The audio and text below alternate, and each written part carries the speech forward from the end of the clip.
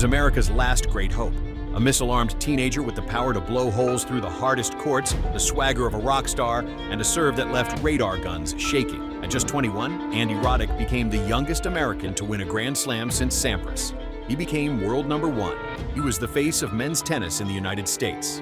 And then he disappeared, retired at just 30, gone, while the legends he once challenged kept playing, kept winning. So what really happened to Andy Roddick? And trust me, what we reveal about him at the end of this video will completely change how you remember him. Andy Roddick's rise wasn't gradual, it was volcanic. At just 18 years old, he beat 3 Slam champions, Michael Chang, Pete Sampras, and then world number 1 Gustavo Kuerten. A fearless kid with a cannon for an arm and the personality to match, he was crowned the next big thing before he could legally drink in most states. By 2003, the hype had turned into history. Roddick stormed through the US Open, flattening Juan Carlos Ferrero in the final to claim his first and only Grand Slam title. That same year, he became the world number 1. He was just 21. American tennis fans finally had their hero. In the twilight of the Sampras-Agassi era, Roddick arrived like a lightning bolt. The raw power, the explosive charisma, the trademark cap turned backwards. He wasn't just winning, he was entertaining. He was fun. But behind the highlight reels and magazine covers was a one-man machine built around a singular weapon, the serve. Roddick's serve wasn't just good, it was revolutionary. Clocking in regularly between 140 and 150 miles per hour, it was a sledgehammer disguised as a tennis ball. In 2004, he hit a serve at 155 miles in a Davis Cup match, the fastest ever at the time. Even now, his 152 mph bomb at the US Open still stands as the fastest serve in Grand Slam history. He wasn't a giant like Eisner or Karlovic, he was just 6 now on. But what made Roddick's serve so lethal was the technique. A narrow stance, a low coil, a quick, abbreviated motion, and a leg drive that shot upward like a springboard. From ankles to shoulders, the energy transfer was pure violence. He once said, "My serve is my fastball." And when your fastball is that fast, you lean on it. But if the serve was the engine of Roddick's career, it was also his trap. In the early years, Andy lived and died by his serve. When it was on, he was nearly unplayable. When it wasn't, his flaws showed. A shaky backhand, predictable patterns, a tendency to rely on brute force over finesse, and in a sport evolving toward all-court versatility, that was dangerous. He wasn't blind to it. Roddick worked tirelessly to develop the rest of his game. Under the guidance of Larry Stefanki, his final coach, he added a much more consistent backhand, improved his slice, varied his serve placement, and toned down the risk on his forehand. His net play, often overlooked, became quietly solid. He learned to grind. He evolved. He even changed his body, losing weight in his late 20s to increase agility and court coverage. This wasn't a player who gave up. It was a player who kept adapting. But sometimes no amount of work can outpace timing.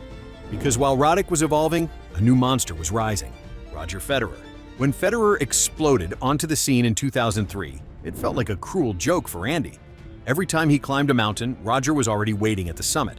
They faced off 24 times. Roddick won just 3, but it wasn't for lack of heart. The 2009 Wimbledon final is burned into tennis history. Roddick played arguably the match of his life. He didn't drop serve once, not until the very last game. He won more games in a Slam final than anyone in history, 39. And yet, it wasn't enough. Federer won 16-14 in the 5th set. Roddick walked off the court without a title, but with every ounce of tennis respect. That match, for many, defined Roddick more than any of his wins. His heartbreak, his sportsmanship, the quiet dignity in defeat. The millions watching knew he gave everything. And that became his story. The nearly man. The gifted gladiator who had to battle not only Federer, but also the incoming waves of Nadal and Djokovic. Imagine being one of the best players of your generation, just not better than the 3 best who ever lived. Still, Roddick kept pushing. He finished 9 consecutive years in the ATP Top 10, won 32 titles, made 5 Masters 1000 titles his own, reached 4 more Slam finals. He helped the US win its 32nd Davis Cup in 2007, an emotional triumph he later said was one of his proudest moments. His win-loss record? A brilliant 6-1, 12, 2-1, and 3. He ended every season from 2002 to 2010 with at least 1 ATP title. And despite the shadow of Federer, he often outperformed contemporaries with more hype and less consistency. Off the court, he was everything you'd want in a champion. Roddick was charismatic, hilarious, and brutally honest. His press conferences were must-watch TV. He impersonated other players, roasted reporters, and never shied away from confrontation, especially with umpires. But it was never arrogance. It was energy. It was theater. He brought emotion back into the sport.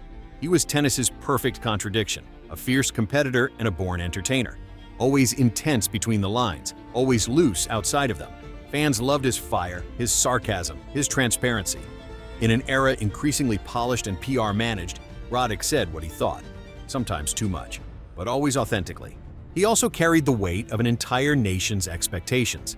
After Sampras and Agassi, American men's tennis didn't have much. Roddick became the face, the hope, the pressure cooker. He never ran from it. He embraced it. But the injuries came. The shoulder, the back, the grind of a physical game taking its toll on a 6.1 frame that had given so much to a brutal sport. And beyond the physical, the sport was shifting. Rallies got longer, points more physical, players taller, faster, more elastic. The game was evolving into a brutal war of attrition, and Roddick, for all his heart, was human. By 2012, he'd had enough. In a surprise announcement during the US Open, Andy revealed he would retire on his 30th birthday. The same tournament that made him a legend would be his final battleground. It wasn't a sad ending. It was honest. He knew he couldn't give 100% anymore, and for a player like Roddick, anything less than full effort was unacceptable. He walked away with over $20 million in prize money, with a win-loss record that most pros would kill for, with a legacy no stat sheet could fully capture. In 2017, he was inducted into the International Tennis Hall of Fame, still the last American man to win a Grand Slam, still the last American man to hold the world #1 ranking. But what's happened to Andy Roddick since? You're going to want to hear this. Roddick didn't disappear. He redirected. He married model and actress Brooklyn Decker in 2009. The couple now has 2 children and lives in Austin, Texas. But Andy didn't just retire to play golf and relax. He launched the Andy Roddick Foundation, an organization dedicated to enriching the lives of underprivileged children through education and after-school programs. He's poured his time, energy, and money into making real impact. He's also become a sharp tennis analyst and occasional commentator, known for giving unfiltered, intelligent takes on the sport. No fluff, just insight. He even launched a podcast in 2023 called Served with Andy Roddick, where he dives deep into tennis, leadership, and personal growth. He's coached young prospects, helped bring pro tennis events to Austin, and remained outspoken on issues many athletes avoid. From equal pay in tennis to mental health advocacy, Roddick's voice has remained powerful. And yet, for all that he's done off the court, Andy remains surprisingly underrated. Young fans today know Federer, Nadal, Djokovic, but Roddick?